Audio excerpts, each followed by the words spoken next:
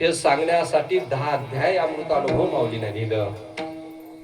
माऊलीने लिहिलं आणि त्याच माऊलीच्या माध्यमातून 16व्या शतकामध्ये मन्मथ स्वामीचं अवतरण झालं. आणि ज्या वेळेस मन्मथ स्वामीचं अवतरण झालं त्यावेळेस सगळे लोक आम्ही तुम्ही आडवे वळून बाहेर यायची हिंमत नव्हती, उभे वळून बाहेर यायची हिंमत नव्हती. यवनाचा काळ होता त्यावेळेस छपवायचं लपवायचं, आम्ही आमचं लिंग लपवायचं, तुळशीच्या माळा लपवायचे, बाहेर येताना आमच्या कपाळावर आम्ही असा हात मारून बाहेर यायचो. त्यावेळेस मन्मथ स्वामीला हाक पडली, सांगितलं अरे मन्मथाला से भूलो का, मन्मथ आला से भूलो का, मन्मथ आला से भूलो का, मन्मथ आला से भूलो का, मन्मथ आला से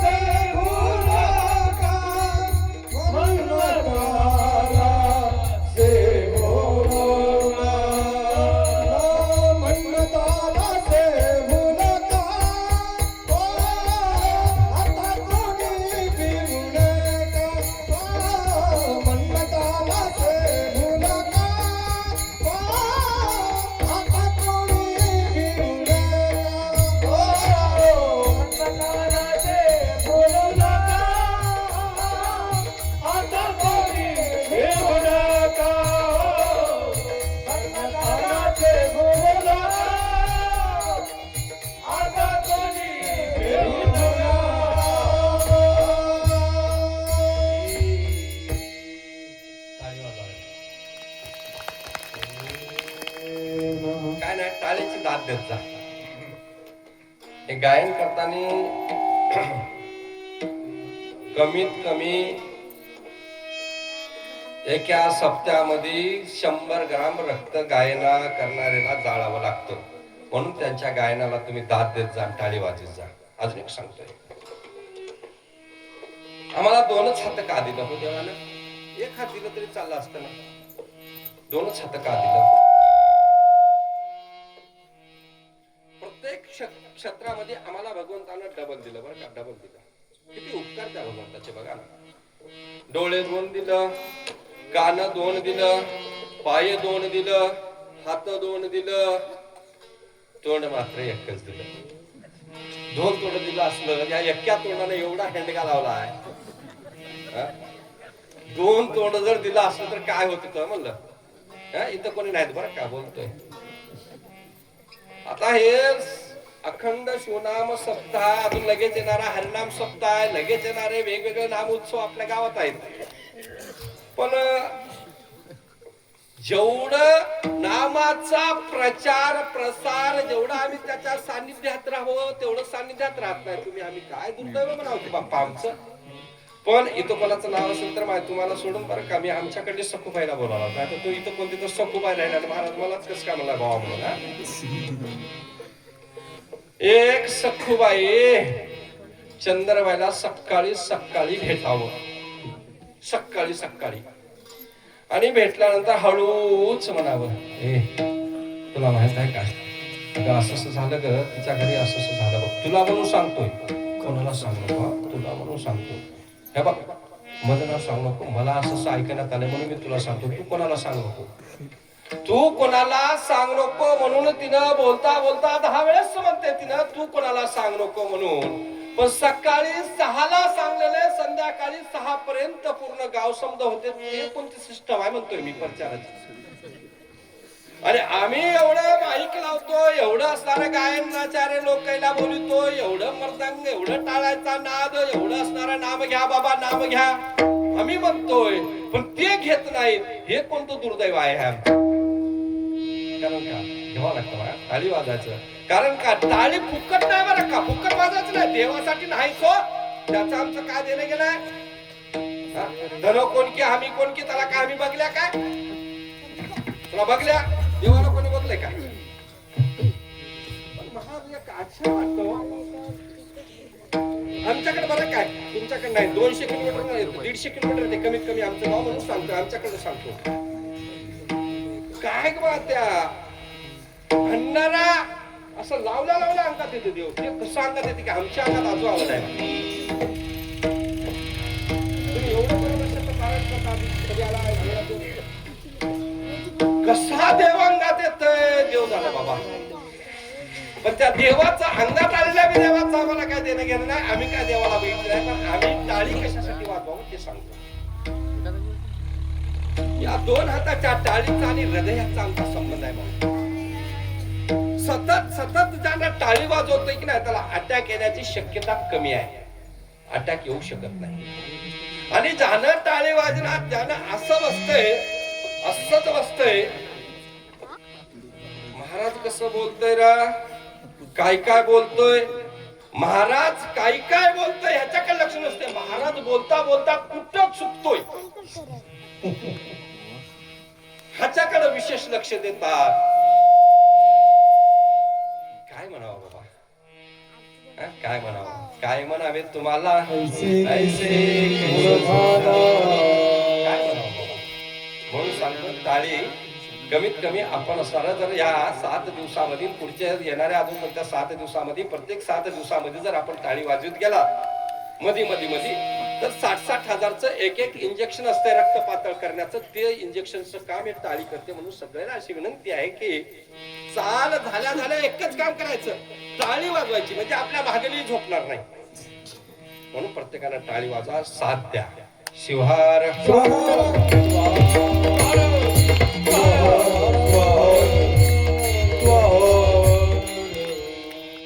दोघांचं ठेवतोय, शिवाजी पाटील दोघांचं ठेवतोय. मन्मथ माऊलीही प्रपंच केले नाहीत आणि ज्ञानेश्वर माऊली पण प्रपंच केले नाहीत महाराज. दोघही प्रपंचाच्या बाहेरचे होते. तरी पण दोघही मागत असताना दोघही एकच मागतात. तुम्ही बघा मन्मथ स्वामीला सुद्धा, मन्मथ माऊलीला सुद्धा लोकांकडून तेवढाच त्रास झाला. मला सांगा, ज्या मन्मथ माऊलीनं कपिला धारापासून चंद्रभागेच्या पंढरपूरच्या पांडुरंगाच्या जगाच्या मालकाचं दर्शन घेतल्याशिवाय शिंगणापूरची यात्रा केली नाही कधीच. अशा मन्मथ माऊलीचे फक्त 128 अभंग असतात. काय माऊली सांगतो थोडंसं ऐका, थोडंसं ऐका. 128 अभंग मन्मथ माऊलीचे असतात काय, पहिला प्रश्न आपला. कारण का ज्या मन्मथ माऊलीनं सर्वस्व जीवन त्यागमय बनविलं, सर्वस्व जीवन अति कठीणमय बनविलं, त्या मन्मथ माऊलीचे फक्त आणि फक्त 130च अभंग असतात. काय हो नाही बाप्पा, म्हणजे समाजाकडून त्यांना सुद्धा तेवढाच त्रास झाला. आणि बाहुलीला सुद्धा समाजाने तेवढाच त्रास दिलं. अहो खापर मिळू दिलं नाही. हा? एकदा दिपावलीचा सण होता. मुक्ताईला वाटलं दादा सगळे गोडधोड खातात रे, आपण थोडस माडी करून खाऊ. माडी खाऊ दिलं नाही हो लोकांना. आता माड्या बांधतात बघा, माडी खाऊ नाही दिलं. आणि आता त्यांच्या नावावर 25-25 लाखची गाडी घेऊन माड्यावर माड्या बांधतात. काय आहे बघा. आणि त्या मुक्ताईनं ज्या वेळेस बोललं, माऊलीला वाटलं. माऊली कुंभाराच्या वाड्यात गेले. कुंभाराची लक्ष्मीबाई होती. त्या लक्ष्मीबाईला मागितलं एक आम्हाला मडकं दे, कापड द्या. त्या कुंभारीच्या लक्ष्मीबाईला वाईट वाटलं. डोळे भरून पाणी आले. आणि कुंभारीची लक्ष्मीबाईला वाटलं परदेशी लेकर आहेत म्हणून एक खापर दिलं. ज्या वेळेस ती खापर दिलं, माऊलीनं खापर घेऊन बाहेर आले. त्यावेळेस स्वतःच्या नात्यातलं महाराज सगळ्यामध्ये दुःख एक आहे. सगळ्यात दुःख सांगतोय तुम्हाला. अहो गाव विरोध असू द्या हरकत नाही, तालुका विरोध असू द्या हरकत नाही, जिल्हा विरोध असू द्या हरकत नाही, पण घर एक असावं. हो घर एक असावं, भावकी एक असावं. ज्या वेळेस स्वतःचा काका असणारा विसोबानं घोड्यावर बसून टाचा सकट माऊलीच्या छातीमध्ये असणारा झिडकारतोय आणि ते खापर आपल्या जोड्याच्या पायानं तुडवतोय, फुडतोय आणि बोलतोय संन्याशाच्या मुलेला कुठं जीभ लालचावली म्हणावं बाबा, त्यांनाही माडे खाऊ वाटतात. एवढा त्रास त्या समाजानं ह्या लोकांना दिला. त्यावेळेस माऊली मागतात, माऊली बोलतात हे सर्व संसार मी सुखाचा केला बरं का, अवघाची संसार सुखाचा करीन. एवढंच अजून मागतात पुढे जे फळाची व्यंकटी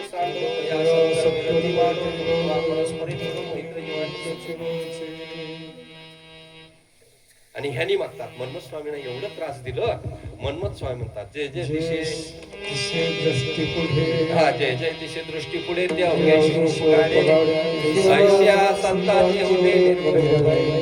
नाही. आमच्या आयुष्यात काय हवं, सर्व सुखाचा सुकाळ दुःख दारिद्र्य नष्ट हो सकळ. ज्याने त्याला दुःख दिलं, ज्याने त्याला छळलं, तेही मागतात दुःख दारिद्र्य हिचं बाबा जाऊ द्या, आमच्या जीवनात सुखी व्हावं. ते काय सांगतात बघा.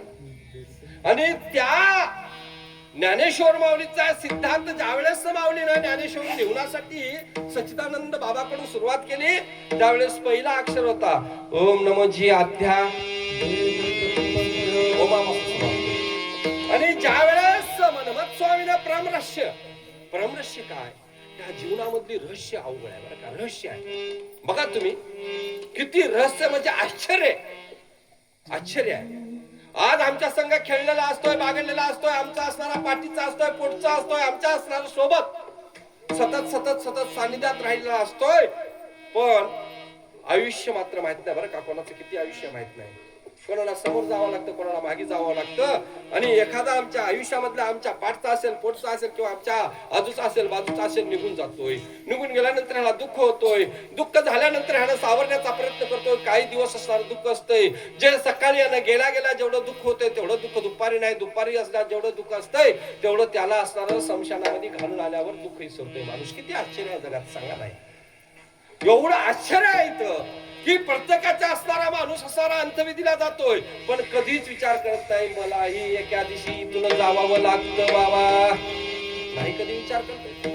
हे आश्चर्य, ते आश्चर्य तो सिद्धांत मनमत स्वामीनं परमरहस्य ग्रंथातून मांडला. आणि बोलतात जय जयाची सदाशिवा परब्रह्म अद्वैनंद वैभवा नमो देवाय देवा परमेश्वरा जगद्गुरु.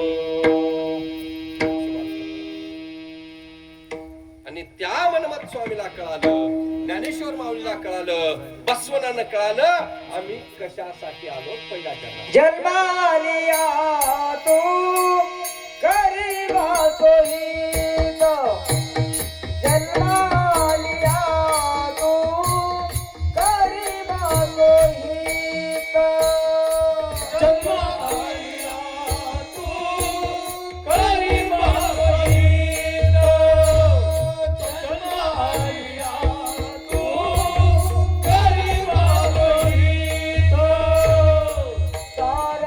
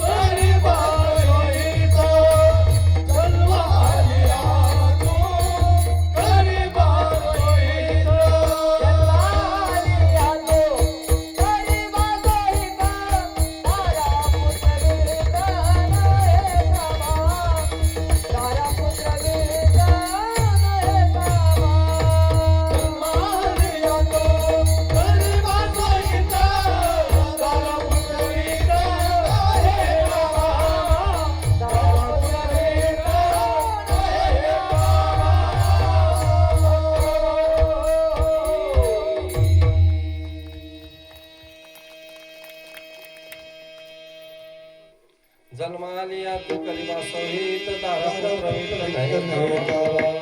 त्यांना कळालं बरं का, संतांना कळालं आम्ही कशासाठी आलोय.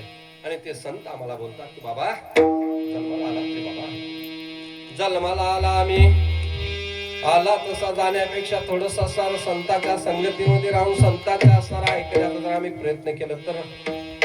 आणि तेच संत बोलतात जन्माला आलाच ना तू.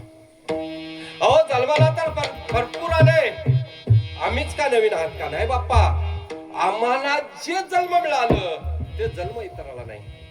ज्यावेळेस मनमत स्वामी बोलतात की बाबा तू जन्माला आलास म्हणजे असणारे एखाद्या प्राण्याला बोलत नाहीत त्यांनी, कोण्या म्हशीला, कोण्या गाईला, कोण्या बैलाला, कोण्या कुत्र्याला वगैरे बोलत नाहीत. फक्त बोलतात ते आम्हाला. कारण का आम्ही जन्माला आलोय हे आम्हालाच कळालं नाही. कशासाठी आलोय माहित नाही, किती दिवस राहायचं माहित नाही, काय करायचं माहित नाही. बस जन्माला आलोय, आयुष्य जातं पल पल पल पल पल पल आमचं आयुष्य चाललं आणि आम्ही पुन्हा पण त्याच्यासाठी पळ पळ व्यर्थ आयुष्य चालले. पळ पळ व्यर्थ आयुष्य चालले.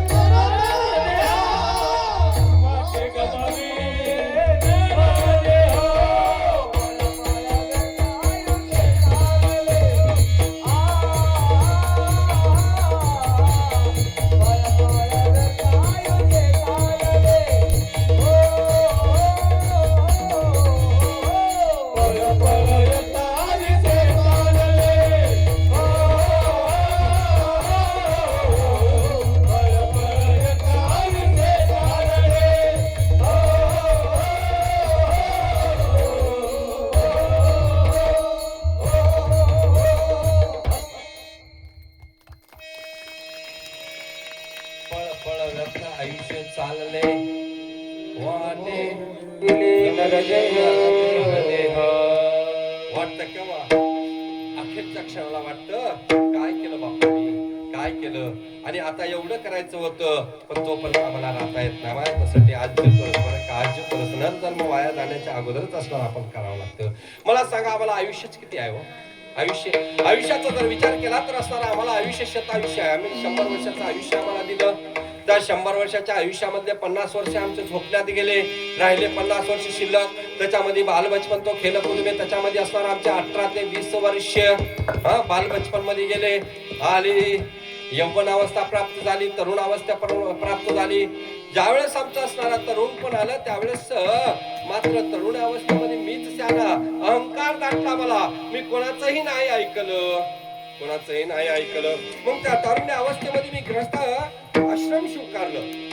तेव्हा त्या काळामध्ये होतं बरं का, 20 वर्षाचा झालं की मुलाचं लग्न व्हायचं, 16 वर्षाची झाली की मुलीचं लग्न व्हायचं. पण आता शासनानं ठेवलं 18 वर्ष मुलीचं आणि 21 वर्ष मुलाचं. पण बाळा 31 वर्षाचा झालाय तरी पण त्याला एकही मिळाला. कळालं तर बघा. आम्ही फिरतोय, आम्ही फिरला की म्हणतात महाराज कुठं चालल्या? अरे म्हणजे मी चाललो कळमनुरी तालुक्यामध्ये दांडेगावला. मग तिथं आपल्या समाजाचे अरे आहेत म्हणून तर चाललो रे बाबा, बोलून आलं म्हणून तर चाललोय. आई बघा की एक 5 एकर शेत हाय, बागायत हाय. बघा की एक असलं तर महाराज एक ध्यानात आहे का? बघा की हो, आमच्या गावामध्ये 4-5 जात कास्टचे लोक आहेत. जर हुडकून काढलं तर वीरभद्र स्वामी आप्पा तुम्हाला खोटं वाचणार ना, 200 लेकर आता उग हळदीचं भंडारा उजळाव खंडोबाच्या यात्रेमध्ये ह्याला सोडून देवा अशी कथा निर्माण झाली. आता एवढं अवघड झाले सत्याला आला की सत्याला यायचं नव्हते. एअरटेलचं इथं मला वाटतं एअरटेलचं रेंज नाही, पण झाडावर बसलं तर एअरटेलचं रेंज येते. म्हणून काही लोक काही लेकर आमचे 2-2 वाजे तर बोरीच्या झाडावर बसून आहेत पठ्ठे. ही अवस्था झाली आमची.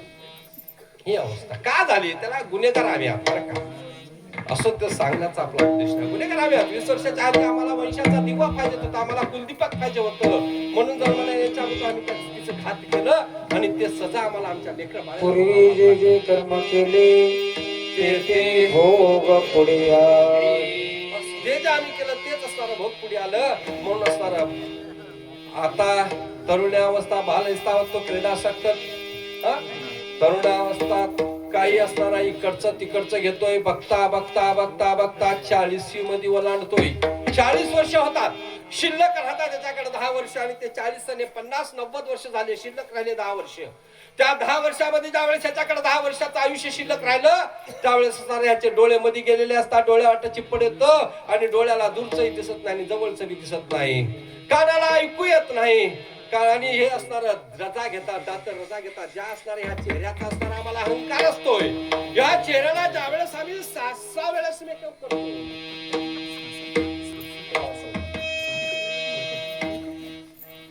6 वेळेस. आता बघा, बघायचा बारीक लक्ष द्या. ज्याचं त्याने घरामध्ये ज्याचं लग्न झालं त्यांनी बारीक लक्ष द्या. आता संक्रांत येऊ लागली, मग बघा आता हळदी कुंकाला जातानी काय सजलं, काय सजलं. सजावं माणूस, सजावं. जसं आम्ही वर सजितोय, जसं वर आम्ही चांगलं दिसण्याचा प्रयत्न करतोय ना, तसं अंतःकरण शुद्ध करण्याचा प्रयत्न करावं. एवढंच तुमच्या सर्वांच्या चरणी विनंती. अंतःकरण शुद्ध असावं. शुद्ध म्हणजे काय सांगतो? ज्याचा भाव शुद्ध असतोय की नाही, देव असे शुद्ध भाव ज्याचा, असे शुद्ध भाव ज्याचा, असे शुद्ध भाव ज्याचा, असे शुद्ध भाव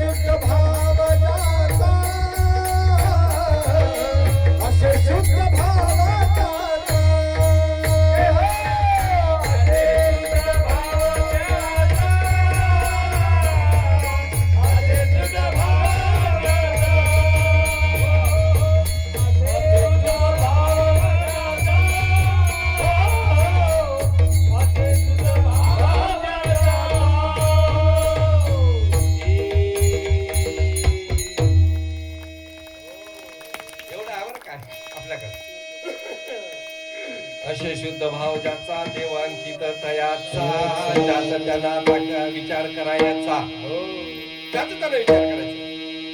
मला तुझं नाव काय म्हणा? तुझंच शिवराज. बरं बोल. शिवराज. शाबास शिवराज. कोणी आलं नाही तुला इथं? एक सांग, मी विचारतो. शुद्ध भाव ज्याचा, ह्याच्यावर बोलतो. खरं इमानदारीला सांगायचं, खोटं बोलायचं नाही. कितीला आहेस तू? 5वीला. तुला घरात मावशी आल्यावर चांगलं खायला मिळते की आत्या? पेटी कमी वाजत. खरं इमानदार सांगायचं मावशी हा मावशी शाबाश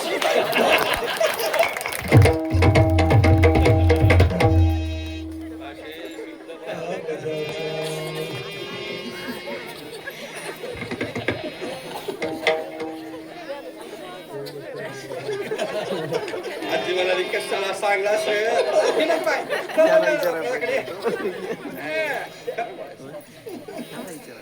म्हणूनच देवाघरची फुलं आहेत हिची बहीण फोन लावते आलो अक्का आलो ताई मी येऊ आलो कळमनुरीच्या बस स्टँडला आलो मी असणार रविवारी येणार आहे हिनं शुक्रवारी पासून दूध असणार घोटून घोटून घोटून 4 लिटरचं 1 लिटरवर आणते रविवारी येतोय तिनं कळमनुरीहून पुन्हा फोन लावतोय मी येऊन आलो पुन्हा हिनं दूध तापिते पुन्हा घोटतय त्याच्यात साखर टाकतय तिने येजोतर बासुंदी तयार होतोय ह्याची बहीण येते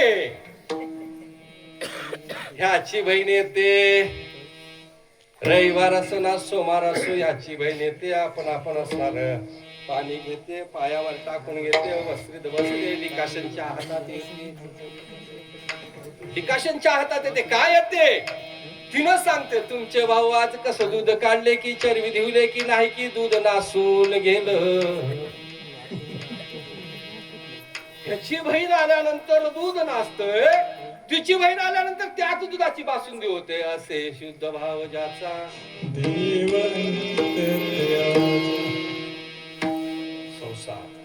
संसार कसा संसार तू किती लास बेटा तू सांग तू किती लास सांग किती 5/12 किती 5/12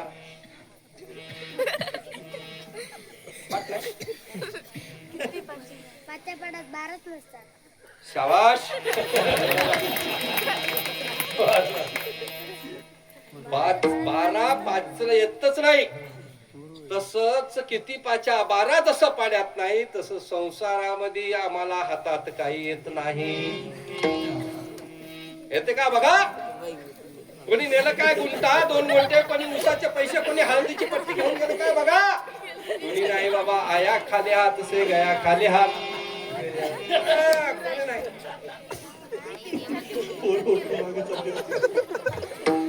शिवहार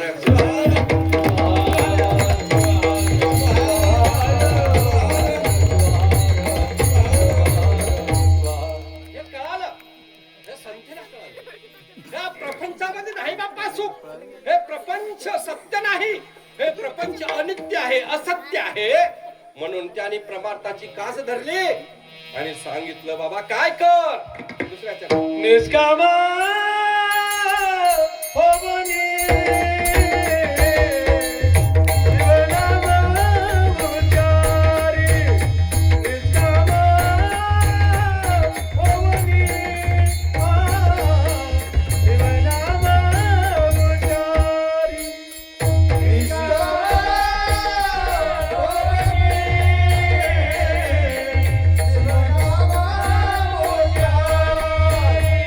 निष्काम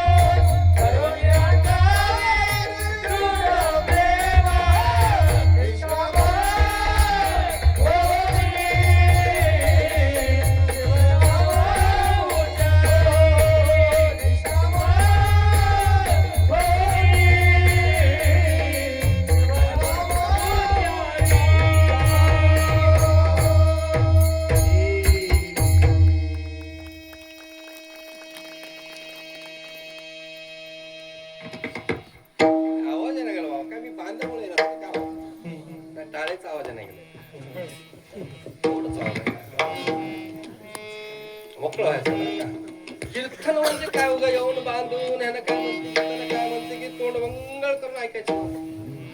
कीर्तन म्हणजे चर्चा आहे. माझा आणि परमात्म्याचा संबंध काय, माझा आणि देवाचा संबंध काय, मी कोण, मला ह्या जगात येण्याचं कारण काय, कशासाठी असणार मला हे जन्म मिळालं बाप्पा, कशासाठी मिळालं.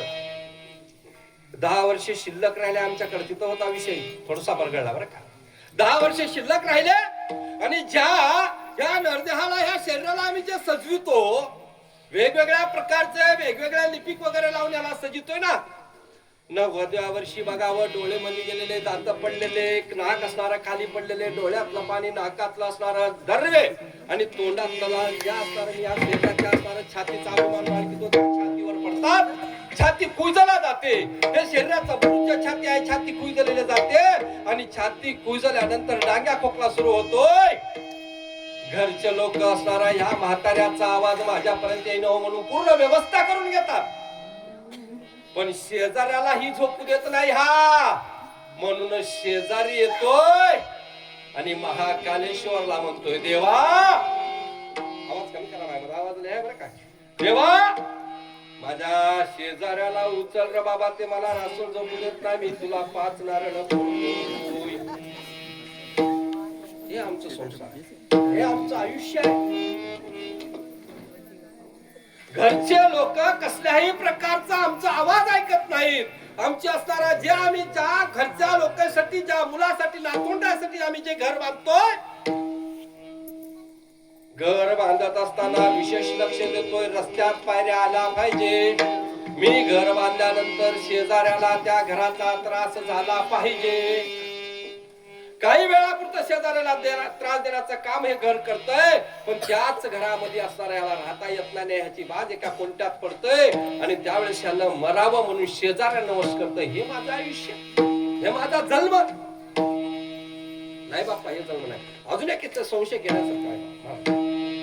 मनमत स्वामी बोलले, बाबा जन्म आलास 26 साथ, कांता, पुत्र आणि वित्त, हे 3ही गोष्टी तुझ्या कामाला येत. पुढे गेले आपण थोडस येत नाही, पण कांता ही प्रपंचामधली आमची सहचारिणी आहे.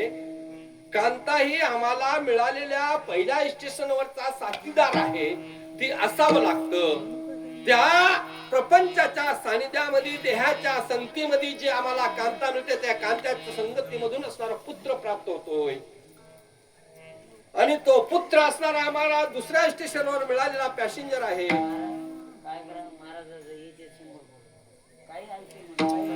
अच्छा, शिवहार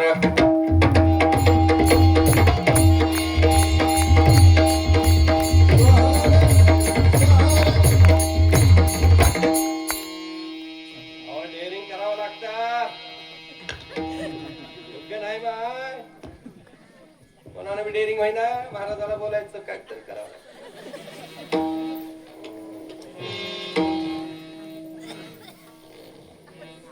3 दोस्त होते. 3 दोस्त. महाराज तुम्हाला म्हणलं नाही बरं का, तुम्हाला सोडून माऊली बोलावं लागतं बरं का कीर्तनाला. तुमची म्हणजे काय ओळख नाही, काय नाही. सकाळी तुम्ही हुडकीचे तर मी गावात बी राहिला, टेन्शन नाही. फार प्रेम दोघं तिघांचं. एक पोपट, एक वाघ, एक वाघ वगैरे वगैरे. बरोबर आहे, ऐकावं लागतं, मागे ऐकू यावं लागतं. थोडं साऊंड सिस्टम जमून घ्या. माझा आवाज मोठा असल्यामुळं मी थोडं मागे सरकून बोलण्याचा प्रयत्न करतो. असो, विषय कुठं होता बेटा आपला?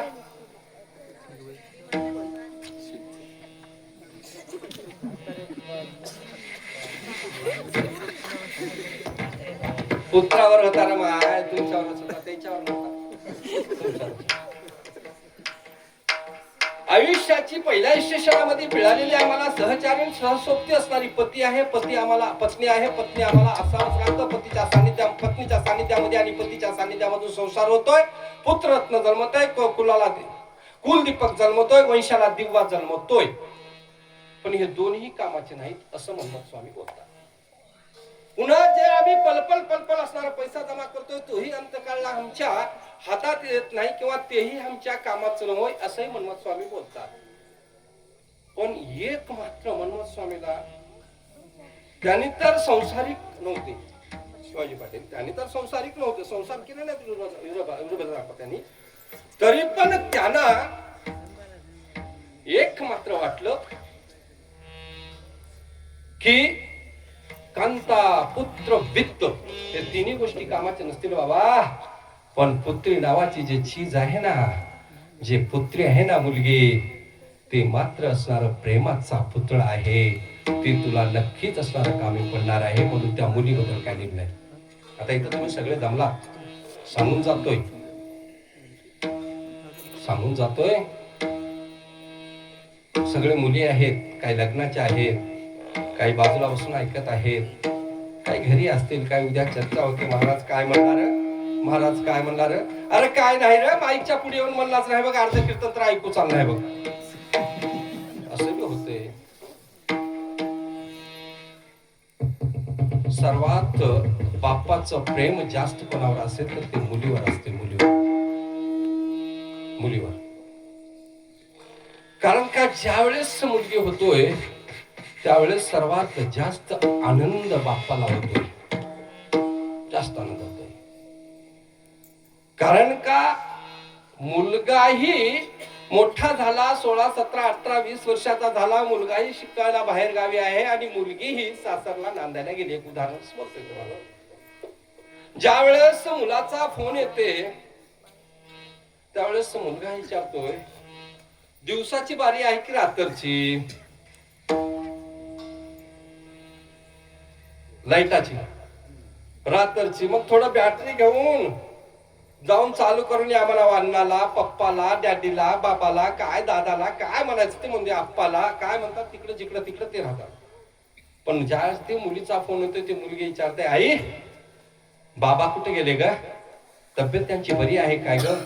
ही विचारणारी खरी प्रेमळ म्हणजेच जीवनामध्ये प्रेमाची वस्तू जी आहे ना, ती मात्र फक्त मुलगी आहे, मुलगी. तर त्याच मुलीला सांगतोय, अनुभवातून बोलतोय बरं का. मग तुम्ही मागून बघा, बाप तुम्हाला काही देतोय, काळीच मागा, काळीच देतोय, काळीच मागून बघा. पण एक काम मात्र जीवनात करा. माझा आवाज जिथपर्यंत जातोय त्या सर्व माय माऊलीला किंवा मुलीला मी विनंती करतोय, तुम्ही बापाला मागून बघा, काळीच देतोय.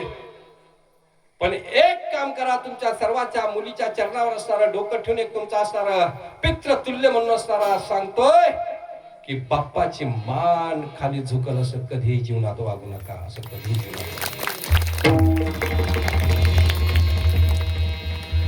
अरे ज्या बाप्पाकड, बाप कोण सांगू, अरे जे बाप असणारा मुलीच्या आणि मुलाच्या असणारा सुखासाठी स्वतः असणारा वर्षभर असणारा एक सुद्धा ड्रेस घेत नाही, एक सुद्धा असणारा कपड्याची जोड घेत नाही, पण मुलाला 3-3 जोड घेतोय तो बाप.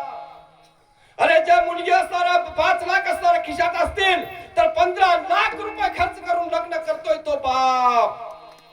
ज्या मुलीला असणारा माझी मुलगी कुठं ऍडजस्ट होते आणि माझ्या मुलीसाठी कोणता स्थळ आहे ते स्थळ शोधत 1 वर्ष घालतोय, माझी मुलगी असणारा इथं सुखी राहतोय आणि त्या मुलीच्या सुखाची इच्छा आणि कल्पना करणारा तो बाप. अरे मुलीचं लग्न जमला, मुलीचं लग्न जन्म, मुलीच्या असणाऱ्या लग्नाची तारीख निघाली, मुहूर्त निघालं आणि मुलीच्या असणाऱ्या लग्नाची पत्रिका छापतोय आणि प्रत्येकाच्या घरी जाऊन असणारी विनंती करतोय, हे माहेश्वर मूर्ती वीरभद्रप्पा माझ्या मुलीचं लग्न आहे, फलाण्या तारखेला आहे, आलं पाहिजे हो तुम्ही. हे काकुलतीने येऊन विनंती करतोय चरणावर तो बाप. सांगू बाप, अरे ज्या मुलीला असणारा पाठवणीची वेळ येते, सगळ्या मंडपामध्ये इकडून तिकडे हिंडतात, कोणाला काही कमी पडू देत नाही, पण ज्या वेळेस असणारा माझी मुलगी असणारा सासरला निघतंय, एका कोणत्यामध्ये खांबाला धरून पूजा पायाच्या अंगठानं माती उकरून ढळ ढळ ढळ ढळ अश्रू घालतोय तो बाप. तो बाप, त्या बापाला मात्र विसरू नका बरं. अरे तो झाड आहे, तो आधार स्तंभ आहे घरातला, म्हणून तो बाप. अरे रात्री बेरात्री माझ्या मुलीचा आणि माझ्या मुलीची झोप खराब आहे ना म्हणून 12-12 वाजता शेताला जातोय आणि शेतात जाऊन स्वतः कष्ट करतोय आणि कष्ट केल्यानंतर कधीही असणार छाती दुखू द्या, पाय दुखू द्या, टाच दुखू द्या, गुडघा दुखू द्या, आपल्यासाठी एक कुठली तरी असणार क्रोसिन गोळी किंवा कोणती तरी एंडोपार फिंडोपार घेतोय. पण माझ्या मुलीला जर थोडासा ताप आली तर लगेच दवाखाना गाठतोय, लगेच दवाखान्याला नेतोय आणि डॉक्टर जर म्हणला तर रक्त चेक करा म्हणला तर पूर्ण रक्त चेक करून 2000 रुपये खर्चतोय दवाखान्याला तो बाप. सांगतो तुम्ही सर्व जमला. जोपर्यंत माझ्या माहेरामध्ये माय आहे तोपर्यंत माहेर. ज्या दिवशी माझी माय माहेरातून गेली ना बोलवून आल्याशिवाय नाही जायचं नाही. कधीच बोलवून आल्याशिवाय जायचं नाही. जोपर्यंत माय माहेरात आहे तोपर्यंत कधीच माझी खाली पिशवी येत नाही.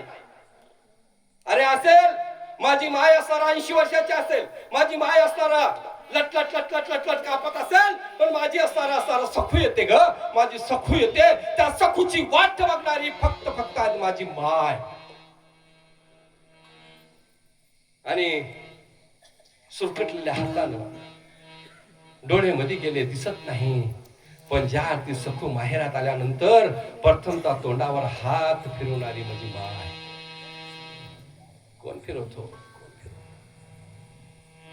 म्हणून म्हणतोय आई माझी मायेचा सागरा तिला तिने जीवनार. आई माझी मायेचा सागरा तिला तिने जीवनार.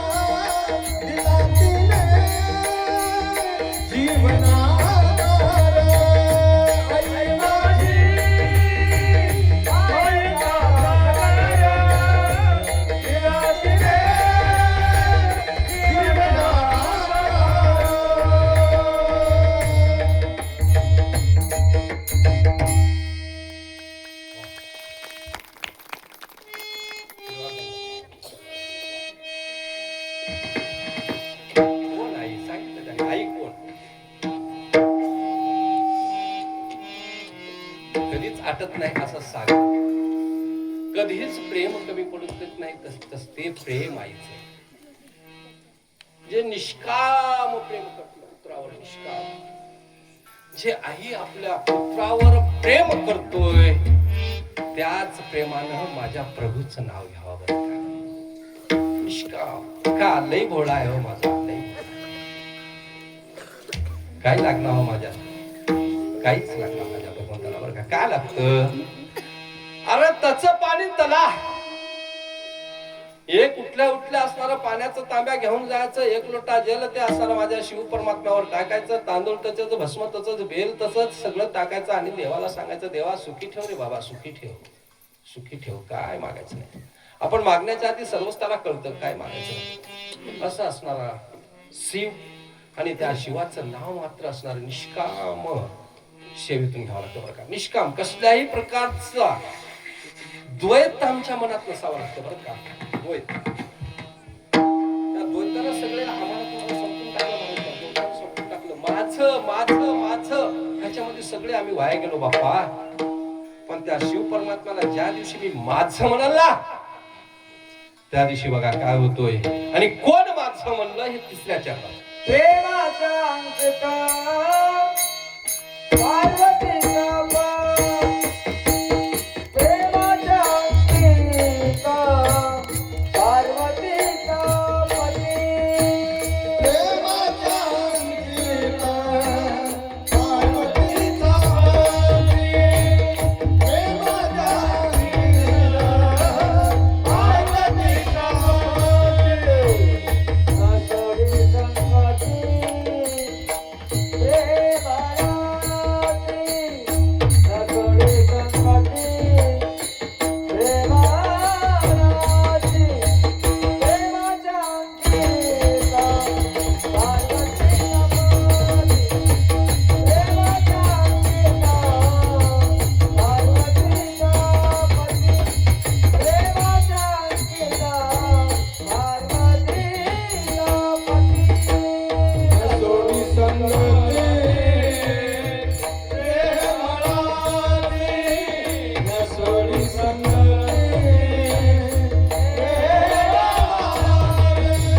प्रेमाच्या अंकिता पार्वतीचा पती. प्रेमाच्या अंकिता पार्वतीचा पती. प्रेमाच्या अंकिता पार्वतीचा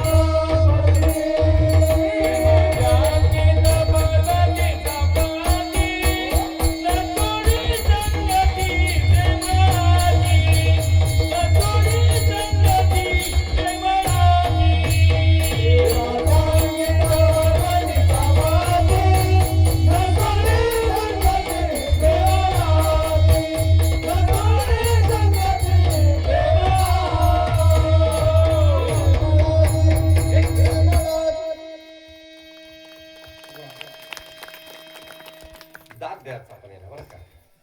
प्रेमाचा अंकित पार्वतीचा पती न सोडी संगती. प्रेमाचा अंकित काय लागत नाही हो त्याला. काय लागतंय सांगा. आम्ही काय देऊ शकता देवाला. विचार करू आपण. आम्ही काय देऊ शकता देवाला. किती दान करू शकता. आता इथं सप्ताह आहे उदाहरण बरं का. मला माहित नाही बरं का आमची आणि तुमची थोडं भाषात फरक येते. भाषात फरक येते. शिवाजी पाटलाच्या घराला जायचं होतं. एक कार्यकर्ता भेटला. गाडी पंक्चर झाली. अनुभव सांगतो ना आताच. कार्यकर्ता भेटला. गाडी पंक्चर झाली. मी म्हणलं बाबा शिवाजी पाटलाचं घर. त्याने म्हणला घर नंतर बघा हो आधी तुमच्या गाडीचं टायर पंक्चर झालं. म्हणलं काय काय नाही बघा तिथं दिसते ना 4 व्हीलरचं लाईट. तिथं असणारं ते एक दुकान आहे पंक्चर काढायचं तिथं आधी काढून घ्या. गेलं कस तर मला भाषा काहीच ओळखू आलं नाही बरं का. अंदाजावर गेलं. थोडस राहते का आमच्याकडे थोडस 12 भाऊलीचं खेळ. अंदाजावर गेलं 12 भाऊलीचं म्हणलं तर तुम्ही म्हणशाल महाराज कोणत्या कोणत्या बावल्या आहेत. माझ्या बावल्या पिल्या काय. मग गेलं काढल्यानंतर तिथं शिवाजी पाटलाचं घर म्हणलं तर ते कडे कडे कडे की कोणते कोणते कोणते म्हणजे वळणाला काय म्हणतात तिकडे कलक कलक की कला कला कला कलावण. शिवाजी पाटलाच्या घरला महाराज तुम्हाला घर गट्टा म्हणलं का बाबा लई कलावण आहेत लई कलावण आहेत. असे कसले कलावण मला वाटलं कुत्रे मांजरे काय तर असेल कलावण. आमच्याकडे वळण म्हणतात. वळण किंवा लई आडवा आडवा हो लई रस्ता अवघड आहे म्हणतात आमच्याकडे. तुमच्याकडे कलावण म्हणून भाषामध्ये फरक आहे बरं का. थोडस फरक राहते बरं. 12 कोसावर गेले की भाषामध्ये फरक. इथली भाषा हातगावची वेगळी. हातगावची तर भाषा लई वेगळी का म्हणजे तिथे मुलगी दिलं ते आमचं नातू का बोला तर मला इंग्लिश मध्येच बोलायला नाही वाटते. काऊन आता काऊन कुठला शब्द आला हो हे. काऊन म्हणतात तिकडं काऊन. आणि हे आम्ही हा कर्नाटक का ते तेलंगणा आणि कर्नाटकच्या बाउंड्रीवरची आम्हाला काऊन म्हणलं की आम्हाला नवून ऐकू येते. नावून नावून मला वाटते ना मला माईला का मला लागेल ते काऊनचा आम्ही माईला असा शब्द येतोय. भाषेत फरक असतोय म्हणून तोडकी मोडकी भाषा आमची. मराठी काय आमची शुद्ध नाही. थोडस कन्नड मिसळ आहे. थोडस तेलुगू मिसळ आहे. थोडस ते आंध्राची मिसळ आहे. थोडस मराठी आहे. असो भगवंताला फक्त प्रेम असावं लागतं. प्रेमात अंकित आहे बाकी काय नाही. पण एकदा काय झालं, काय वाटलं काय नाही, बघा तेवढ्या मोठ्या असणार पार्वती मातेला सुद्धा माहेराचं बोलवण नव्हतं, ती गेली. तिची अवस्था सांगतोय. आणि विषय आपला तेच होता, माहेराला ज्या अर्थी माझी माय नाही त्या अर्थी बोलवण आल्याशिवाय जायचं नाही. जर समजा आम्ही गेलो तर पहिला प्रश्न येतोय, पहिला प्रश्न होतो तिथे गेल्या गेल्या, कसं काय आलात वहिनी? समजते का भाषा? कसं काय आलात वहिनी, हे पहिला प्रश्न येतोय. ज्या अर्थी माय राहत त्या अर्थी तो प्रश्न होत नाही. माझी सोनू आली म्हणून ते माय छातीला घेत धरते ती माय. पण पार्वती मातेला एक असं झालं, शिव परमात्मा हा दक्ष प्रजापतीचा जावई, दक्ष प्रजापतीचा जावई शिव परमात्मा. पण योगायोगाला एकदा असं झालं, शिव परमात्मा दक्ष प्रजापती 99 यज्ञ केला, 100वा यज्ञ करायचं होतं. 100वा यज्ञ करायचा असते वेळेस सगळ्याची बैठक बोलली. सगळे लोक आले, विष्णू परमात्मा आले, ब्रह्मदेव आले, इंद्र आला, चंद्र आला, कुबेर आला, वगैरे वगैरे 33 कोटी देव आले. आपण काय होतो का तिथं? मी काय त्या सभेत नव्हतो, तुम्ही कोणी असलं तर मला सांगा. कीर्तन संपल्यावर सगळे देव लोक आले.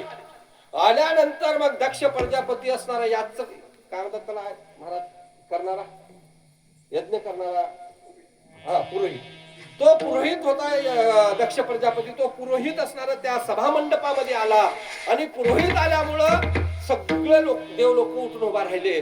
पण माझ्या शिव परमात्म्याला काय देणं घेणं आहे कशाचं? उठलं नाही ना बसलं नाही, ते हाय तसलंच आहे, तसंच बसलं. दक्ष प्रजापती सगळीकडे बघितला, सगळे उठून उभा राहिले आणि हे माझा स्वतःचा जावई असून उठून उभा राहून मला मान देत नाही, हे राग त्याच्या मनामध्ये घेरलं. हे अहंकार त्याला नडला आणि त्यानं टाकून टाकून टाकून महादेवाला बोलण्याचा प्रयत्न करू लागला. पण त्या अर्थी शिव परमात्म्याला काय वाटलं नाही. शिव परमात्मा गेले, बैठक झाली, 100वा यज्ञ ठरलं. ठरल्यानंतर चंद्राला 14 मुली दिल्या होत्या. तुम्हाला पुढे विषय निघाल मंजुषात आहे, 5व्या दिवसाचा विषय आहे तो शिव महापुराणामधला. पुढे विषय निघाल. चंद्राला 14 मुली दिला, कश्यपला दिला, वगैरे वगैरे वगैरे. दक्ष प्रजापती 60 मुली, त्याच्यामध्ये एक मुलगी माझ्या शिव परमात्म्याला दिली. ज्या अर्थी सर्व देव उठून उभा टाकतात, चंद्र इंद्र विष्णू परमात्म्यासारखे देव उभा टाकतात, हा गोसाई समशानात राहणारा हा का उभा टाकला नाही किंवा मला का सन्मान दिला नाही, हे दोष दक्षाच्या मनामध्ये होतं. म्हणून त्यानं सगळ्या देव लोकांना 100वा यज्ञाचं आमंत्रण दिलं, निमंत्रण दिलं, मूळ दिलं. पण सख्याच जावयाला, मुलीच्या नवऱ्याला मूळ दिलं नाही आणि आमंत्रण दिलं नाही आणि निमंत्रण दिलं नाही. दिलं नाही, कसल्याही प्रकारचं दिलं नाही. पण अजून दक्षाला एक युक्ती आखली. हे बघा काय, सर्वजण विमान घेऊन येणाऱ्या देव लोकांना एक विनंती आहे, प्रत्येक विमान कैलासाहूनच आलं पाहिजे. कारण का, त्याला कळावं की हे विमान कुठं जातात, त्याच्या जखमेवर मीठ चोळावं. म्हणून दक्ष प्रजापतीनं असणार ते मार्ग, त्या मार्गाने येण्याचा सगळे देव लोकांना आग्रह केला. सगळे देव लोक असणार कैलासावरून विमान घेऊन दक्ष प्रजापतीच्या यज्ञाला येऊ लागले. येत असता वेळेस पार्वती मातेला, सती मातेला असं वाटलं की बाबा हे सगळे लोक कुठं जातात. तिने विचारल्यानंतर सगळे विचारून आले. विचारल्यानंतर मैत्रिणी सांगितले, हे बघ म्हणले सगळे लोक तुझ्याच माहेरला चले बघ म्हणले. असं, अरे मी म्हणलं यानं वरून काळा तेवढाच, मधून काळा तेवढाच. कोण? सतीवंत शिवाला बोलतोय, निमंत्रण आलं तरी माहेरचं मला हा सांगल नाही, मूळ आलं तरी मला सांगल नाही. म्हणून सती माता क्रोधानं शिव परमात्म्याकडे जातात आणि गेल्यानंतर सांगतात, हे बघा तुम्ही वरून जेवढे दिसतात तेवढे असणार, वरून भोळे दिसतात, पण मनात मात्र तुम्ही फार कपटी आहो बाबा, फार कपटी आहो. असं सती माता शिव परमात्म्याला बोलतात. आणि सती माता ज्यावेळेस शिव परमात्म्याला बोलतात, शिव परमात्मा बोलतात, हे सती ऐक, तू काय झालं मला थोडं सांगशील काय? काय नाही, माझ्या बापाच्या घरी. काय? माझ्या बापाच्या घरी काय यज्ञ? मग तुम्ही मला का सांगितलं नाही? शिव परमात्मा म्हणतात, तशातला भाग नाही, आपल्याला निमंत्रण नाही बाबा, आपल्याला आमंत्रण नाही, मी कसं सांगू तुला? शक्य नाही. प्रत्येकाला वाटते शक्य नाही, मला कसं माझा बाप विसरतोय, शक्य नाही असं वाटलं. सतीनं असणार आग्रह केला. शिव परमात्मा सांगितले, हे बघ जाऊ नको, जाऊ नको. आपल्याला बोलवून आलं नाही त्यामुळं आपण जायचं नाही, आपल्याला आमंत्रण आलं नाही त्यामुळं आपल्याला जायचं नाही. ज्या वेळेस ह्या सतीला कळालं, सतीला सांगितलं शिवपरमात्मा, पण सती ऐकण्याच्या मनस्थितीमध्ये नव्हती. सती ऐकण्याच्या मनस्थितीमध्ये नव्हती. तसं माहेराला जावं असं वाटलं आणि सतीनं माहेराला जाण्याचा हट्ट केला. त्याच्यामध्ये नारद मुनी थोडस आले वगैरे वगैरे झालं. सती निघाली. सती निघता वेळेस शिव परमात्म्याला पुढचं काय कळालं आणि सतीला एकटीला न पाठवता काही गण लोक असणार 60,000 गण सती मातेसोबत दिलं. दिल्यानंतर सतीला बोलवणं नव्हतं, सतीला माहेरचं निमंत्रण नव्हतं, तरी पण गेली. गेल्यानंतर ज्या दक्ष प्रजापतीच्या यज्ञामध्ये सती गेली त्यावेळेस तिला कुणीही बोलायला तयार नव्हतं. हिला वाटलं जावाजवळ सगळे बहिणी सनग फिनग घालून आलेले होते, हिच्याकडे काय होतं बाबा, अरे जगाची मालकीन काय नव्हतं हिच्याकडे, पण हिला दाखवायचं नव्हतं बरं का. सगळे जस्तीच्यात असणार आपल्या श्रीमंतीमध्ये असणारे सगळे लट्टापट्टा करत होते. सती गेली, सतीकडे कोणाचं लक्ष नव्हतं. स्वतःच्या माईकडे गेली, पण माई असणार आपल्या बापाच्या भीतीपोटी सतीला असणार कोणता काय मान आणि सन्मान देण्याचा प्रयत्न केला नाही. पुन्हा सती असणार आपल्या बापाकडे गेली आणि बापाला म्हणतो, ओय, बापाचे असणार लालबून झाले, रागारुद्र झाला बाप. आणि बापाला असणार सांगितलं, काय सांग, आम्हाला तुम्ही निमंत्रण का दिलं नाहीत, आम्ही तुमचे कोणी नाहीत का वगैरे वगैरे. तो म्हणला, मी कोणाला निमंत्रण देऊ, त्या समशानात राहणाऱ्याला, त्याच्याकडे कसल्याही प्रकारचा असणारा तो पितांबर नसणाऱ्याला, त्याच्या गळामध्ये वासुकीचा हार आहे त्याला, त्याच्या जटेमध्ये गंगा आहे त्याला, जो समशानात राहतो आणि वेली वाकडे असणारा गण ठेवतो त्याला, त्याच्या अंगामध्ये कसल्याही प्रकारचा कपडा नाही त्याला, त्याच्याकडे कसल्याही प्रकारचं घर नाही, कैलास पर्वतावर राहतोय त्याला, कोणाला आमंत्रण दिले सांग. सती म्हणते, तुम्ही मला जन्म देणारे बापा, तुम्हाला जे काय बोलायचं ते मला बोला, पण माझ्या असणार माझ्या मालकाला एक शब्द सुद्धा बोलू नका. ती सती लग्न झाल्यानंतर 1 वर्ष ऐकते ती पत्नी, 1 वर्ष ऐकते ती पत्नी, दुसऱ्या वर्षी ऐकतो तो पती, दुसऱ्या वर्षी ऐकतो तो पती, तिसऱ्या वर्षी गाव ऐकतात. ते गोष्ट वेगळी, आपला संसार तसा आहे. पण ती सती होती, तिने असणारा खपून नाही घेतला.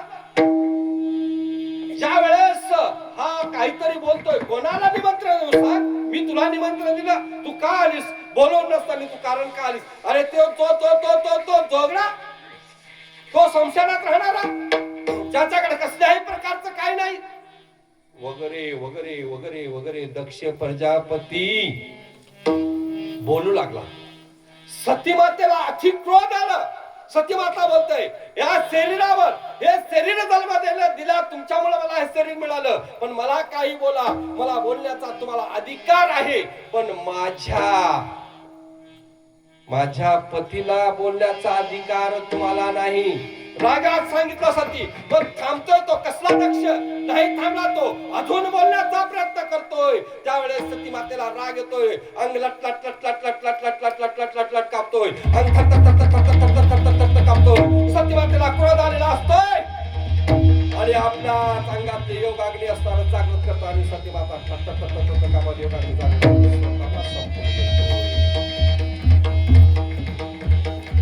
ज्यावेळेस सत्यमाता स्वतःला संपतोय त्यावेळेस सगळे काय उरले सुरले असणारे गण पळत पळत पळत पळत पळत शिवपरमात्म्याला जाऊन सांगतात आणि शिवपरमात्मा, हे देवा, हे देवा, हे देवा, आपली सती, हे देवा, आमची माय, हे देवा.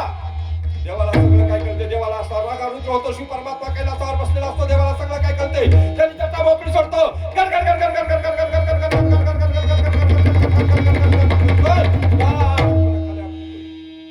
त्यावेळेस त्यांचा जन्म होतो.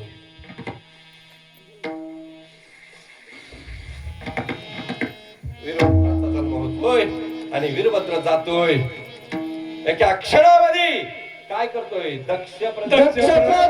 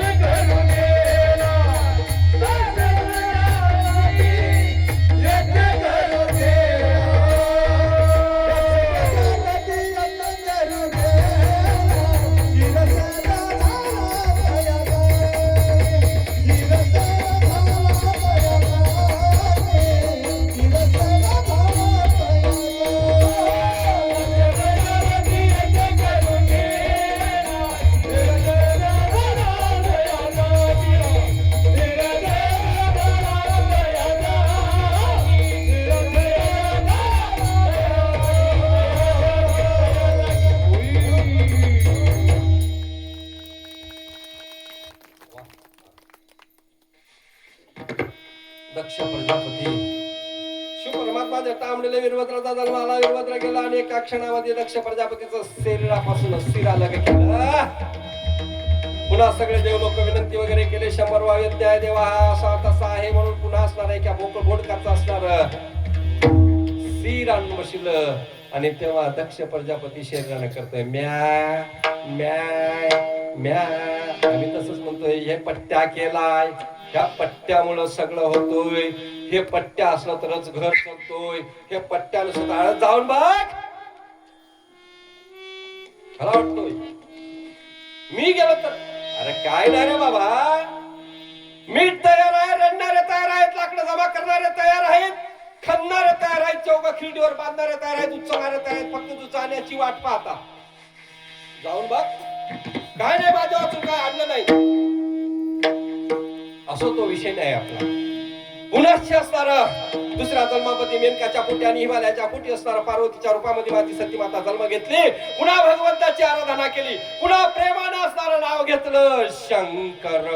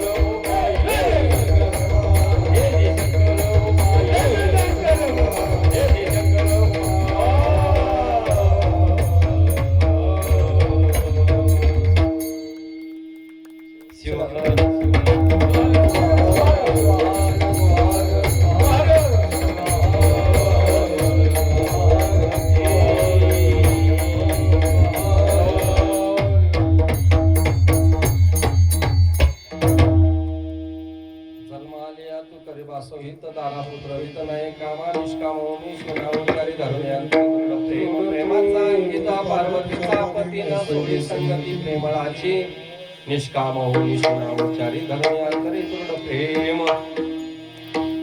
पूर्वार्ध संपला. उत्तरार्ध फक्त 15 मिनिट आहे बरं का. खरं म्हणजे वीरभद्रप्पा खरी कीर्तनकाराची आज कसोटी आहे बरं का. जिथं आता बोलायला सुरुवात होते तिथं आज संपण्याची वेळ आहे. बघा गायक लोक जर जास्त राहत्या अहो 10 वाजतो काय आपण सोडतोय. 10 वाजतो कीर्तन करणं सोपं झालं म्हणजे सकाळ लय सोपं कीर्तन करणं झालं बाप्पा. बोलायचंच नाही. मुक्का झालो वाचा गेली नाही ऐकलं कीर्तन. काय गरज नाही ऐकायचंच नाही. आता मुक्का झालं ना आम्ही. हे ह्यानं वाजीला घेताना त्यांना वाजीला की ह्यानं आलाप दिला घेताना आलाप कुठला आलाप की कीर्तन करायला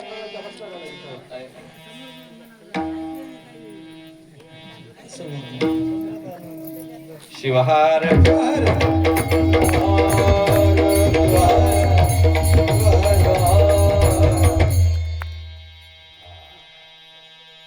असं आनंद आहे.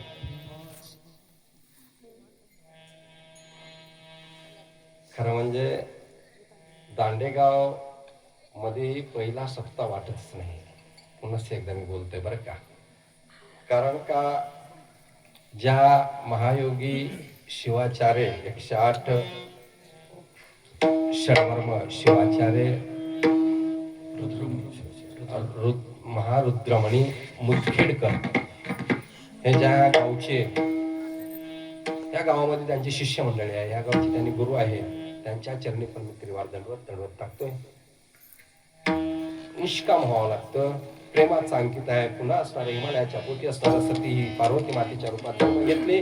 पुन्हा प्रेमानं भगवंताची सेवा केली आणि पुन्हा प्रेमानं भगवंताला अंगीकार करावा लागला. इथपर्यंत आपली कथा आली. सांगतो देवाला आपल्याकडून थोडस पाहिजे. देव लई देतोय, लई देतोय. कुठलं बी उदाहरण घ्या, देवाला काहीतरी पण आम्हाला द्यावं लागतं. जोपर्यंत आमच्या अंगामध्ये शक्ती आहे, जोपर्यंत आमचे पाय चांगले आहेत, तोपर्यंत तीर्थाटन करावं लागतं. जोपर्यंत आमच्या हातामध्ये बळ आहे, जोपर्यंत आमच्या हातामध्ये काहीतरी असणारं दान देण्याचं आहे, तोपर्यंत आम्हाला दान द्यावं लागतं. तर हाताची शुद्धी होते. आता आपल्या इथं सप्ताह, आता हे झालं शिवनाम सप्ताह, पुन्हा हरिनाम येतोय, पुन्हा आम्ही येतात कार्यकर्ते बिचारे आमच्या पोलीस पाटलासारखे, जे जे काय आहेत ते कार्यकर्ते येतात, सगळे मेळा घेऊन येतात.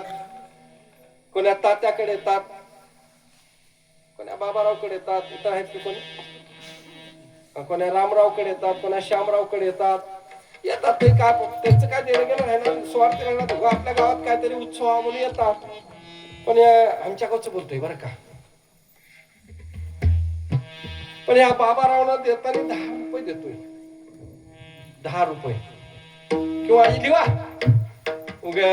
निघाले, अरे हे झालं की ते झाले की ते, परवाच खंडोबाची जत्रा संपली, अजून पट्टीला आले, अजून हे झाले की दुसरा सप्ताह, लिवा 21 रुपये.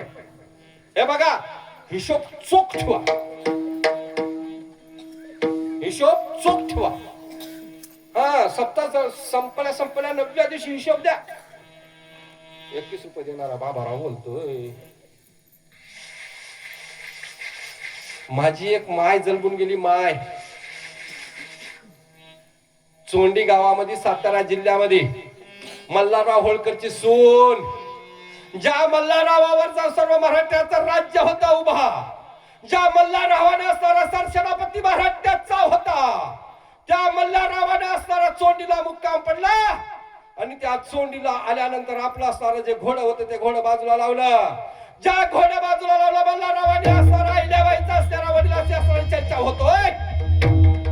त्या अहिल्याबाईनं बाहेर येतोय, त्या घोड्याला बघतोय, त्या घोड्यावर बसून स्वारी करतोय. स्वारी केल्यानंतर पुन्हा मल्हारराव बाहेर येतात, पाहतात घोडं दिसत नाही. या 8 वर्षाची मुलगी घोडा हाकतोय, घोडा फिरून आणून उभा करतोय. त्यावेळेस असणारा मल्हारराव होळकरला हेरतात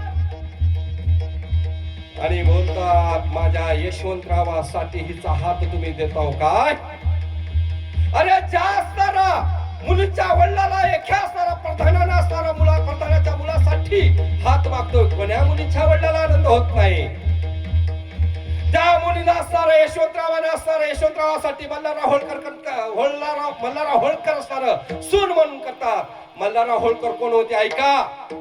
बयाजी सध्या ठार पडले, मुर्दात आणि फौज घेऊन घाट घेऊन फौज जाऊन पुढे उभा आहे असे ऐकत दत्ताजी शिंदे घोड्यावर स्वार झाले आणि बोलले की आज काय आम्ही युद्ध करीत नाही. मल्हारराव होळकरची काले आहेत ते 1-2 दिवस येऊन ठेपणार, तोपर्यंत काव्यानंच दूर राहावे. अरे दत्ताजी शिंदे सारखा स्वतःचा भाऊ बयाजी शिंदे असताना मोगलाकडून मारला गेला, घाट घेतलं, फौज जवळ असताना आता हा बयाजी शिंदेचा मुर्दा नेण्यासाठी दत्ताजी शिंदे येतोय.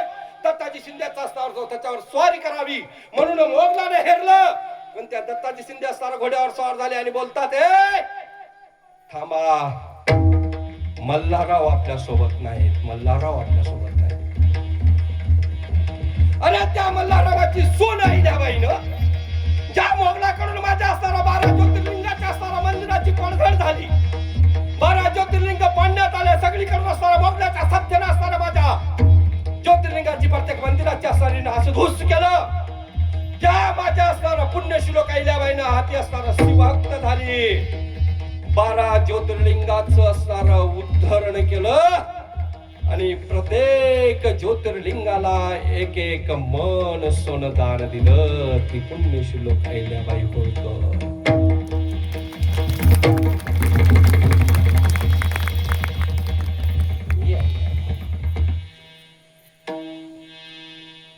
ही अहिल्याबाई एक मन सोनं दान दिलं, कधी हिशोब मागितलं नाही. 10 रुपये देणारा बाबाराव कुलटण अहिल्याबाई होळकर.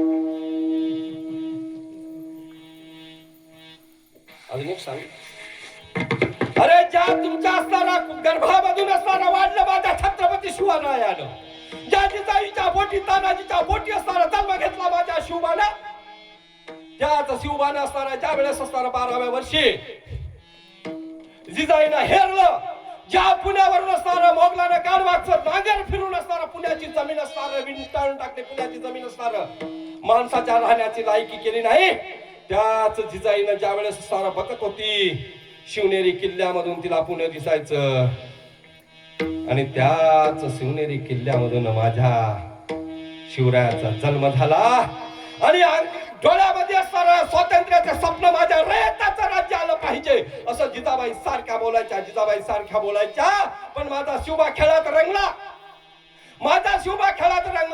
पण राजस्थानामधून असणारा एक कवी आला शाहीर राजस्थानामधून शाहीर आला आणि शाहीर बोलतोय माय जिजाऊ तुमचा शिवबा कुठं आहे माझी जाऊन असणारा शिवबाला बोलतात आणि मा शिवजाई आणि शिवबा असणारा माय शिवबा जिजाईच्या मांडीवर बाजूला बसतात त्यावेळेस तो शाहीर बोलतोय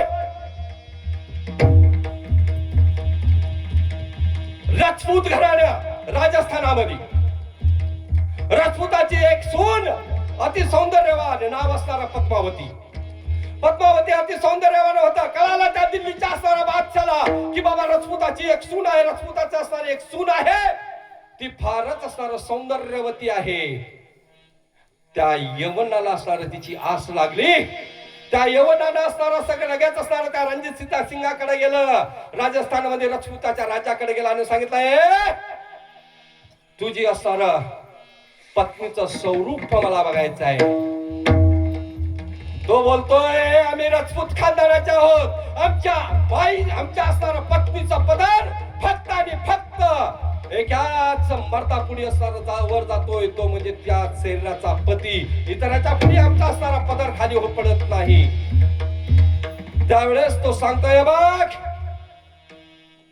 सगळ्या दिल्लीवर आमचं राज्य आहे जर तू का पद्मावतीला नाही आम्हाला असणारं दर्शन नाही दिलं तिला आम्हाला पाहायचं आहे आमच्या डोळ्याला असणार तिला पाहायचं आहे तिचं स्वरूप जर तू नाही बघू दिलं तर आम्ही असणार तुझ्या ह्या राज्याचा असणार वेगवेगळं करू वगैरे झाली तर ठरलं की बाबा पद्मावतीला दाखवायचं यवनाला मग कशा प्रकारचं दाखवायचं एक मोठा असणारा तलाव करण्यात आला त्या महालामध्ये एक मोठा तलाव आणि त्या तलावावर असणारा आरशाचं प्रतिबिंब त्या तलावामध्ये दिसावं आरशासमोर असणारा पद्मावती उभा टाकावं आणि त्या आरशाचं प्रतिबिंब तलावामध्ये पडावं आणि त्या तलावामध्ये मोगलानं पाहावं पद्मावतीला एवढं ठरल्यानंतर हा कोण बोलतोय हा पवड्याच्या स्वरूपामध्ये असणारा तो कवी जिजाऊ आणि शिवबाच्या पुढे बोलतोय जो रयताचा राज्य आणला त्या शिवबाच्या समोर बोलतोय आणि त्यावेळेस असणारा पद्मावती समोर येतोय आरशात थांबतोय आरशाचा प्रतिबिंब असणार पाण्यात पडतोय त्या पाण्यामध्ये त्या मोगलानं पाहतोय त्या पद्मावतीचं स्वरूप त्या मोगलाच्या मनामध्ये वेगळ्या प्रकारचा असणारा वासना उत्पन्न होतात आणि मोगलानं असणार सगळ्याचं असणारा राजपुतेचं वेगवेगळ्या प्रकारे युद्धात हरतोय सगळ्या राजपुताला मारतोय फक्त असणारा 600 स्त्रिया असतात आणि मोगलाला मारल्यानंतर मोगलानं आता पद्मावतीसाठी असणारा अट्टास करतोय पद्मावती आपल्या जाळ्यात येईल बोलतोय पद्मावतीनं सगळ्या स्त्रीला बोलतोय आणि पद्मावती आणि सगळ्या राहिलेल्या राज्यातल्या स्त्रिया जे सौंदर्यवान होते ते सगळे असणारी बैठक घेतात या मलेच्छाला वरण्यापेक्षा या मलेच्छा कुण असणारा आमचं देह विटण्यापेक्षा मरण भलं लगेच 600 स्त्रिया अग्निकुंडामध्ये धड उड्या मारून स्वतःला संपून घेतात पण त्या मलेच्छा पुढे आमच्या माय मावल्याचं पदर कधीच वरी गेलं नाही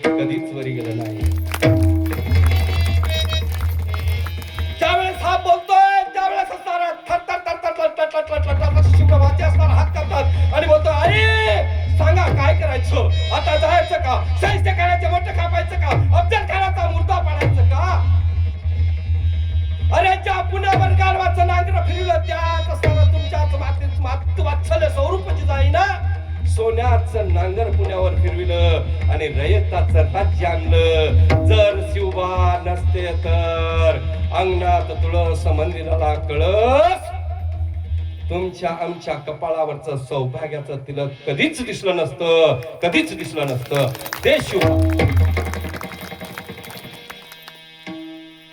देव काय करतोय अरे थोडस घेतोय जास्त येतोय कसा वेडा होतोय हो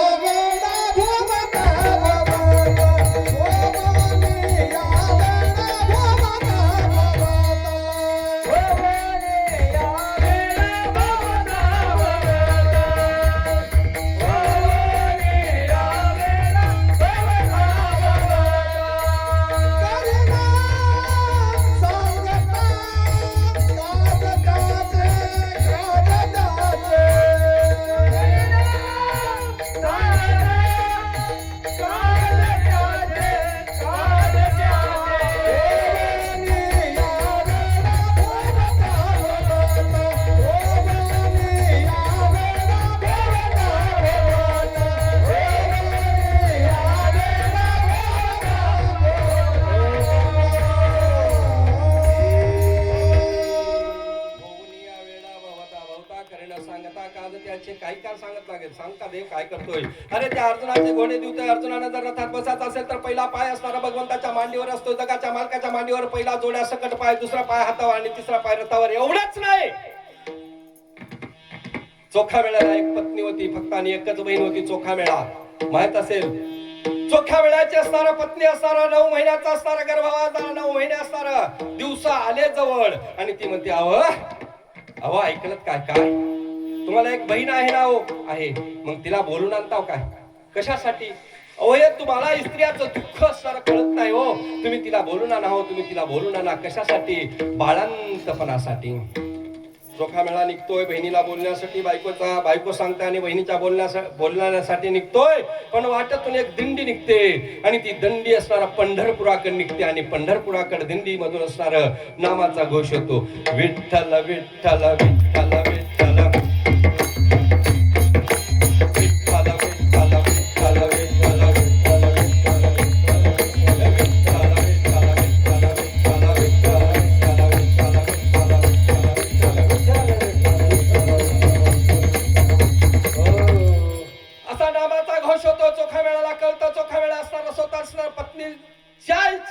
पत्नीच्या बाळापणासाठी ज्या चोखा मेळा स्वतःच्या बहिणीला बोलायला निघाला होता तो विसरून जातोय आणि त्या दिंडीत मिसळून पंढरपूरला जातोय. पंढरपुराचा मालक बघतोय, अरे हे काय केलं? हे येणं झालं. चंद्रभागेवरती सराने केलं आणि प्रदक्षिणा केली आणि भगवंताच्या समोर येऊन दर्शनाला उभा टाकलं. भगवंताला वाटलं आता हा काही खरं नाही. भगवंताला वाटलं ह्याच्या पत्नीला कळा येतात म्हणून भगवंतानं चोख्या मळ्याच्या बहिणीचं रूप घेतलं आणि घरी आला आणि म्हणते वहिनी वहिनी दार उघडा. वहिनी मला सांगा बा किती कठीण काम आहे बाळापणाचं. सांगा ना किती कठीण काम आहे. काय बाळापणामध्ये सुवास असतोय तेवढं मोठं तेवढं काम भगवंतानं करतोय. होऊनी या बेडा भवता भवता कर्ण सांगता काद त्याचे निष्काम होऊनी शिवनाम उच्चारी धरुणी अंतरी दृढ प्रेम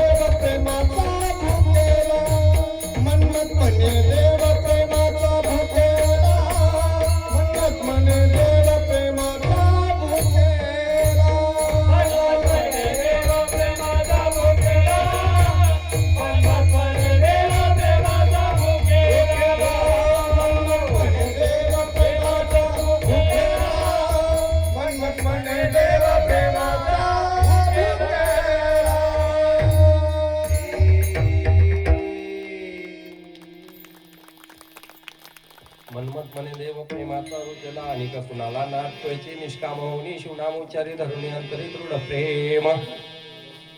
संपन्न कीर्तन. खरं म्हणजे 20व्या शतकामध्ये ज्या महापुरुषांना अवतरण घेतलं आणि 104 वर्ष आम्हा तुमच्यासाठी झिजलं बरं का. त्या महापुरुषाला आम्ही आमच्या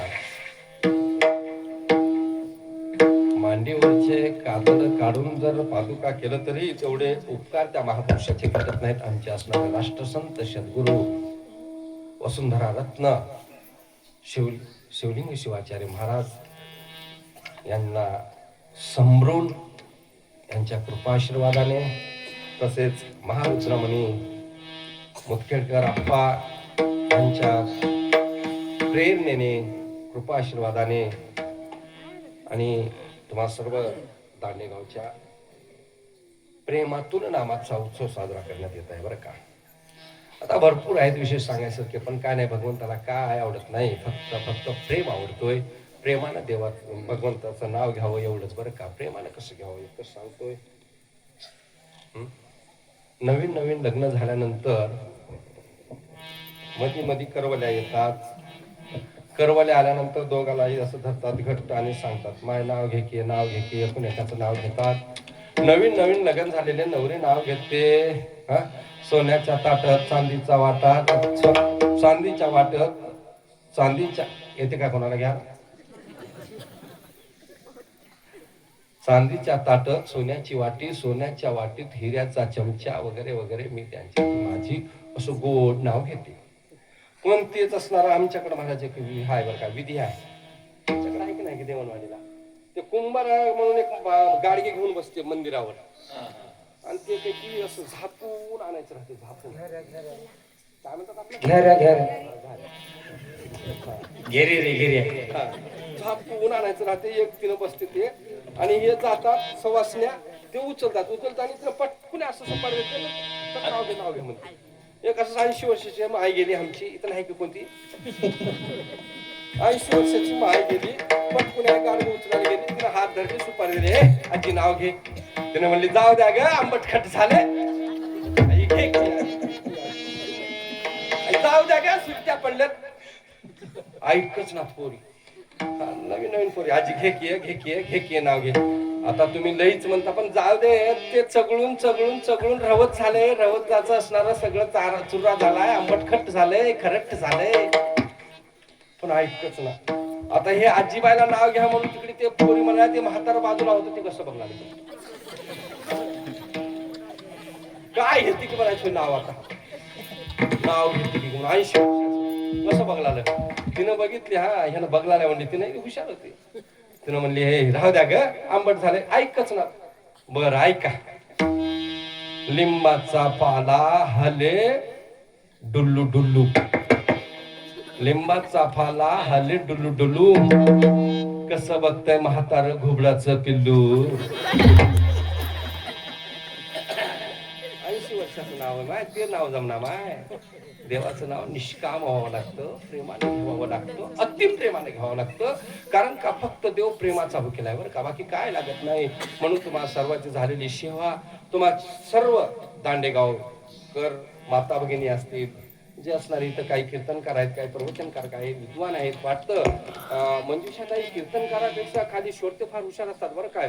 कीर्तनकार काय बोलतो वीरभद्र स्वामी आप्पा त्याला सगळं कळते. त्यांना पुढचं काय बोलतोय, अरे हे वाक्य इथं नव्हतं, हे वाक्य इथं जमायचं, हे वाक्य इथं, म्हणजे असं त्याचे आम्ही बोलणाऱ्या कीर्तनकारापेक्षा श्रोत्याची बुद्धी अधिक चंचल राहते, अधिक चलते. म्हणून असे चाणाक्ष श्रोते, कीर्तनकार, प्रवचनकार, विद्वान या सर्व श्रोत्याच्या चरणी झालेली सेवा माझी गुरुमावली तमदेवेश्वर शिवानंद शिवाचार्य महाराज झालेली सेवा, राष्ट्रसंताच्या चरणी झालेली सेवा, तुम्हा महाकालेश्वराच्या चरणी आणि झालेली सेवा जमलेल्या माता भगिनीच्या चरणी अर्पण करतोय आणि